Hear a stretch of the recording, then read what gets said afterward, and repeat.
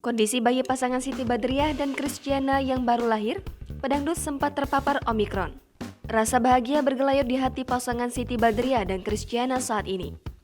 Siti Badriah dan Christiana Baharudin tengah diliputi perasaan bahagia.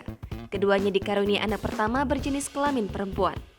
Sebelumnya, sang pedangdut harus berjuang lebih lantaran terpapar Omikron. Siti Badriah melahirkan bayi perempuannya pada Jumat 18 Maret 2022 pagi di Rumah Sakit Ibu dan Anak Bina Medika Bintaro, Tangerang Selatan. Christiana mengungkapkan kondisi Siti Badriah dan bayinya sehat. Tapi keduanya belum mau mengumumkan nama putri mereka yang baru lahir. Beberapa waktu Siti Badriah mengabarkan dirinya positif COVID-19. Ditambah lagi, istri dari Christiana Baharudin itu terpapar corona dalam kondisi hamil besar. Kabar kuda mengenakan ini langsung diumumkan oleh wanita yang akrab dipanggil Sibat itu di akun Instagramnya. Ia terlihat mengunggah hasil tes swab PCR miliknya yang menyatakan ia positif COVID-19 terhitung sejak Rabu 2 Februari 2022. Jangan lupa subscribe, share, komen, dan like ya!